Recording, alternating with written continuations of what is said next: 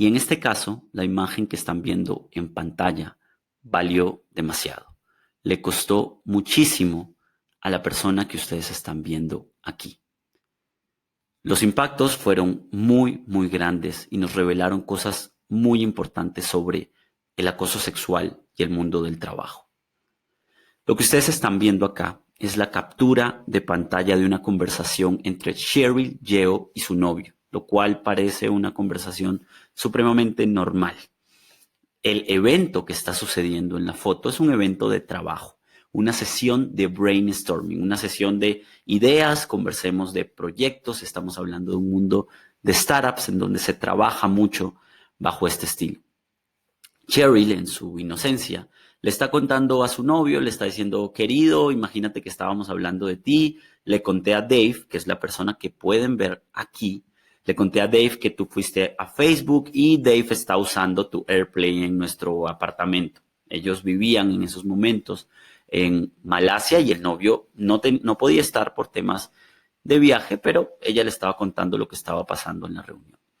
Una conversación supremamente inocente y una captura de pantalla que no puede mostrar lo que estaba pasando en la cabeza de esta persona y lo que terminó costándole en el largo plazo. La persona a la que me refiero es Cheryl Yeo, es la persona de la que hoy vamos a hablar. Cheryl es una mujer oriunda de Malasia. Cheryl tuvo la fortuna de que gracias a su esfuerzo, a su dedicación y a su inteligencia, recibió una beca para irse a estudiar en la Universidad de Cornell por el gobierno de Malasia le pagó su educación en Cornell, en donde terminó entrando dentro del mundo de las ciencias de la computación, uno de los campos más competidos en Estados Unidos y realmente un camino muy interesante para las ambiciones de emprendimiento que tenía Cheryl. Cheryl con los años se convirtió en una emprendedora, fundó varias startups que fueron apoyadas por algunas de las aceleradoras y VCs, fondos de capital de riesgo más importantes de Estados Unidos. Cheryl era un ejemplo. Por eso quedó supremamente sorprendida cuando el gobierno de Malasia la llamó para apoyar el emprendimiento y ser una figura influyente en el mundo del emprendimiento en el sudeste asiático. Fue nombrada como la CEO de Magic, un programa del gobierno que tenía una ambición muy grande, la ambición de convertir a Malasia como la capital de las startups directamente en Asia. Quiero que se imaginen lo complicado o lo retador que puede ser que te pongan este objetivo. Pensemos que en Asia hay países que también invierten mucho en emprendimiento y que están tratando siempre de dar una exposición a su región en ese sentido. Obviamente, Cheryl se sintió supremamente emocionada con el proyecto y muy conectada porque la razón de tener esta exposición era trabajar de la mano con las personas que venían de situaciones sociales y personales muy similares a las de ellas. Como ella lo describe en muchas entrevistas, era dar de vuelta a la comunidad lo que a ellas se le había afortunadamente entregado. Así que se emocionó mucho cuando logra ponerse en contacto con Barack Obama, quien en ese entonces, dentro de su plan de gobierno, tenía como objetivo dar mayor exposición a otras regiones en el mundo en relación al emprendimiento. Así, lo que logra en ese caso es tener en juego la posibilidad de recibir $30 millones para apoyar a todos los emprendedores con los que ella estaba trabajando de la mano. Esos $30 millones para ella eran definitivos y digamos que impactaban muy bien el futuro de los emprendedores con los que ella se había vuelto muy cercana. Volvamos entonces a la imagen. La imagen que ustedes están viendo aquí tiene precisamente a algunos de los tomadores de decisión más importantes relacionados a la posibilidad de que a ella le entreguen los $30 millones. Entre ellos estaba este hombre. La persona que ustedes ven aquí es Dave McClure. Para quienes no lo conocen, Dave McClure es el cofundador de 500 Startups. 500 Startups es una de las aceleradoras más importantes del mundo, quizás al nivel de Y Combinator, que han apoyado emprendimientos muy claves que hoy son conocidos mundialmente y que tienen valoraciones muy grandes en todo el mundo. Ahora, Dave era una persona muy reconocida en Silicon Valley que tenía una influencia muy alta en Estados Unidos, que tiene todavía una influencia muy alta en Estados Unidos. Él fue nombrado incluso por Forbes en 2016 como una de las personas en la lista de Midas. ¿Por qué la lista de Midas? Porque tenía el toque de oro, porque todo lo que tocaba lo volvía un éxito. Dave fue reconocido por apoyar a más de 1,800 compañías en 60 países a través del fondo que él mismo fundó con otro socio y del que él actual en esos momentos ejercía como CEO. De manera personal, Dave ha estado involucrado en proyectos muy importantes, como por ejemplo Lyft, que es el competidor de Uber, Intercom, Mint, SendGrid, Canva, Slideshare, Twilio, Stripe, Udemy, compañías precisamente muy, muy importantes. Él y Cheryl eran conocidos porque directamente él había podido apoyar a Cheryl en algunas otras startups. Por eso, para ella era supremamente importante que un hombre así esté involucrado en su proyecto. Ya había confianza y el hecho de que él participe dentro de la toma de decisión le facilitaba las cosas para poder apoyar a su región, para facilitar el objetivo que hoy tenía, que en ese entonces tenía como una CEO recién nombrada y que claramente facilitaría mucho el trabajo que tenía. Ahora nos preguntamos qué hacían en ese entonces, por qué estaban metidos en el apartamento de Cheryl. La verdad es que estaban en una sesión de brainstorming, precisamente viendo cómo podían usar ese fondo, ese dinero, para impactar mucho más en los objetivos de la región y obtener la exposición correcta para este tipo de apoyos. Cuando la BBC entrevistó un tiempo después a Cheryl sobre el evento de esa noche, le preguntaron si a ella le pareció normal que un hombre así, que los tomadores de decisión terminen en su apartamento. Ella no le encontró ningún problema, lo veía como simplemente un evento para trabajar en proyectos y como ella viene del mundo de las startups, le pareció normal que se puedan poner a trabajar en su casa en la noche en Malasia. No le pareció lo ideal, pero le pareció que no tenía nada de extraño. Sin embargo, sí comenzó a notar algunas cosas que eran raras, digamos. Por ejemplo, Cheryl notó que directamente Dave le estaba sirviendo mucho whisky y le insistía porque tomara mucho y él también estaba tomando muy rápido, lo que le pareció muy extraño, no lo veía como algo natural. Luego de ello, se dio cuenta que todos se comenzaron a ir, excepto Dave. Dave simplemente no se quería ir. Aunque no hubiera conversación o no hubiera un motivo para que él se quedara y hubieran terminado el trabajo, Dave no parecía querer irse. Ya estaba un poco tomado, se podría decir un poco ebrio. Y Cheryl pensó, quizás necesita dormir, descansar y ya mañana se podrá ir a su casa. Así que le ofreció quedarse en la habitación de huéspedes. Cuando le ofrece quedarse en la habitación de huéspedes, Dave se pone mucho más directo. Y le dice, ¿sabes qué? Yo no me quiero quedar en la habitación de huéspedes. Yo quiero que tengas sexo conmigo. Le hace una propuesta sexual directa. Cheryl se niega rotundamente y le parece una situación supremamente incómoda, así que le pide que se marche inmediatamente. Allí es donde las cosas se ponen un poco complicadas.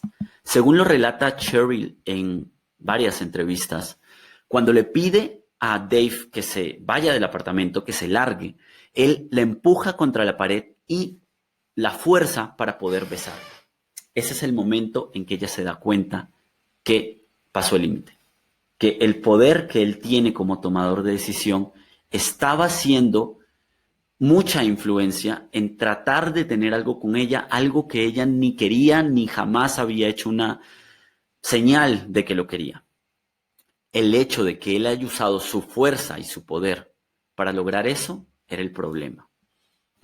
Esa dinámica de poder le parecía muy complicada y no quería vivirla. Él se va del apartamento y lo primero que ella hace es llamar a su novio, llamarlo llorando, contándole todo lo que había sucedido y la forma en cómo se sentía. Lo que estaba logrando aquí, el dilema que estaba enfrentando aquí Cheryl, era que si ella decía algo al respecto, podía poner en riesgo la decisión de los 30 millones de dólares, que no eran un beneficio directo de ella, sino que era el beneficio para todos los fundadores que habían puesto su fe en ella como la CEO de Magic. Era un acto que podía afectar a toda la región. Así que decidió mantenerse callada. Incluso cuando a las 4 de la mañana él le vuelve a escribir insistiendo sobre la propuesta y según se enteró después, media hora después, esa misma noche, le hace otra propuesta sexual que también fue rechazada a otra emprendedora del medio. Obviamente, este hombre buscaba que eso pasara de manera constante. Cheryl decidió callar y decidió mantenerse por un tiempo callada, hasta que encuentra este artículo en el New York Times en el que varias cofundadoras, varias emprendedoras, varias personas importantes del mundo de Silicon Valley comienzan a hablar sobre la cultura de acoso sexual. Y dentro del artículo del New York Times está este evento del 2014 de Sarah Kunz, otra emprendedora que en estos momentos es la CEO de una startup relacionada al mundo del fitness. Cuando ella trata de trabajar directamente con Dave McClure y tiene una entrevista, luego de que termina la entrevista, Dave le manda un mensaje de Facebook en el que le dice, mira, yo me sentía muy confundido porque no sabía si contratarte o coquetearte. Claramente se repite el patrón de dinámica de poder de Dave, esta vez en otra situación con otra mujer. Cuando ella lee esto, ella decide ponerse en contacto con Sara y lo que descubre le aterra. Al hablar con Sara, se entera que además otras 12 mujeres también habían recibido acoso sexual directamente de Dave. Muchas de ellas estaban en el portafolio de inversión de Dave y aún así habían sido víctimas de este acoso sexual. Allí es donde ella se da cuenta que esto era más complicado de lo que ella pensaba.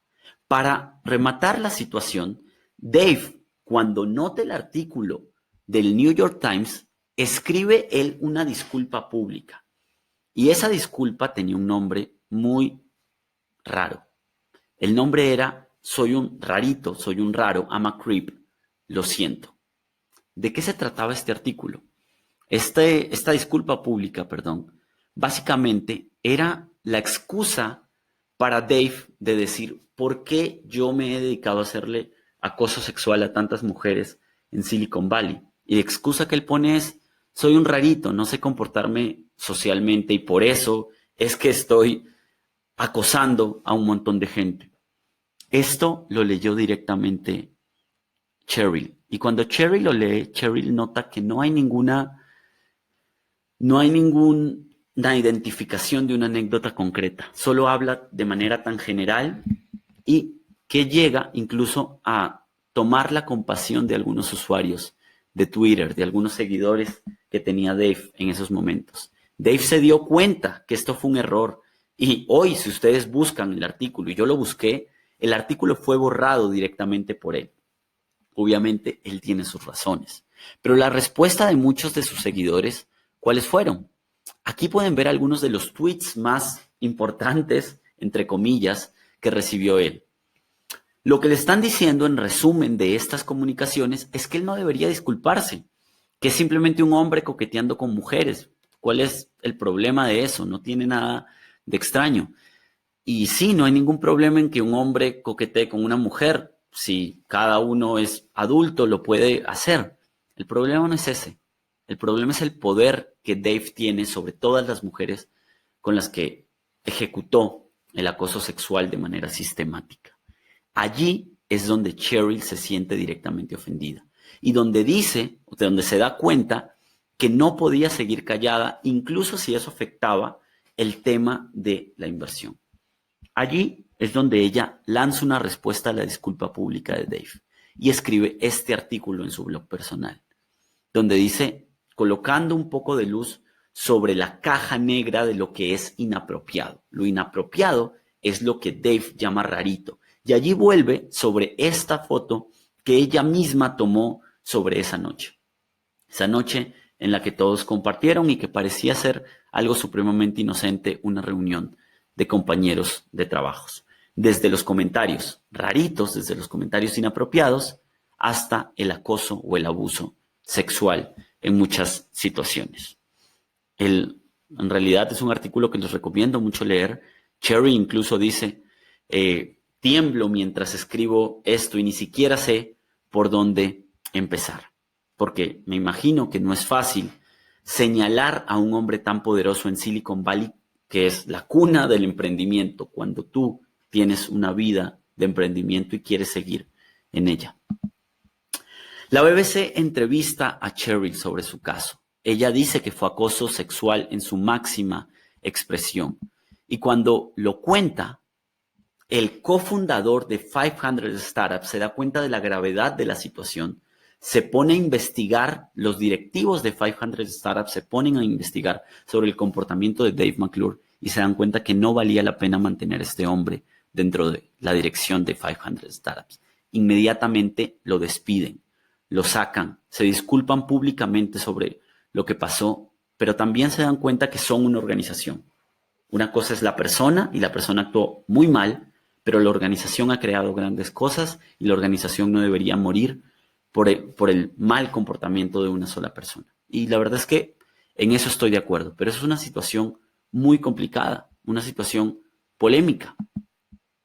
Cheryl, con el tiempo, se dio cuenta que hablar fue importante porque comenzó a recibir el apoyo. Por ejemplo, Reid Hoffman, el fundador de LinkedIn, fue una de las personas que más apoyó sobre el tema y comenzó a decir que debía haber un acuerdo entre todos los fundadores, todos los inversores, de no dejar que esto continúe. Emily Chang, incluso una reportera muy importante de Estados Unidos, tiene un libro que se llama Brotopia, que les recomiendo mucho que lean. Es sobre la cultura de los bros, de los hermanos, que son poderosos en Silicon Valley y que constantemente disminuyen o sistemáticamente disminuyen el poder que tienen las mujeres de hablar en una situación de acoso laboral, porque simplemente es minimizado o porque se normaliza el acoso a las mujeres y, ¿por qué no?, eventualmente a personas que tienen menos poder, no solamente en el entorno sexual, sino también en cualquier dinámica de poder o de raza.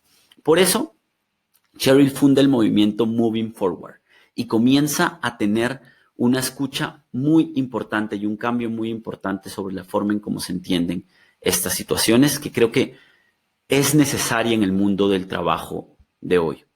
La verdad es que esto nos lleva a preguntarnos, y para quienes están pensando por qué nos ponemos a hablar de esta situación, es porque hace unos días recibí una llamada de alguien de mi equipo que me contó una situación que lo impactó bastante. Esta situación es que uno de nuestras clientes específicamente, obviamente esto es anónimo, lo contactó y le pidió que avanzaran nosotros nos dedicamos a ayudar a personas a encontrar trabajo. Y precisamente la razón por la que ella lo contactó es porque en estos momentos está recibiendo acoso sexual de su jefe, de una manera directa. Y aunque sí suena sencillo enfrentarlo, ella tiene miedo de perder un buen trabajo por el hecho de confrontarlo. Y por eso prefiere ponerse a buscar otro rápido y saber dónde hay otro trabajo rápido para irse y solo hasta irse poder confrontarlo. Porque como cualquiera de nosotros, tiene miedo de perder un buen trabajo. Aquí es donde les pregunto y les pido que hablen de sus situaciones de acoso. Porque hoy no hemos podido hablar con la persona, esto apenas pasó hace unos días.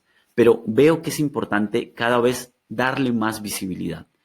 ¿Alguna vez ustedes han pasado por una situación de acoso sexual o conocen casos de acoso sexual en el trabajo? ¿Y qué han hecho al respecto? Nos encantaría que nos cuenten en los comentarios o que nos escriban contando qué se puede hacer realmente en los países que ustedes están sobre el acoso y cómo notan que estas situaciones son manejadas, si existe apoyo o no de las compañías o si existe visibilidad al tema. La verdad es que esta es una información muy importante y esperamos que lo puedan compartir con otras personas, que puedan compartir el tema para que puedan ver cómo el acoso puede estar afectando las dinámicas de poder en el trabajo. Si te gustan este tipo de historias, te recomiendo que te suscribas al contenido que tenemos en Céligo o que nos sigas en cualquiera de nuestras redes sociales para que tengas mucho más claro en qué estamos trabajando. Hasta la próxima.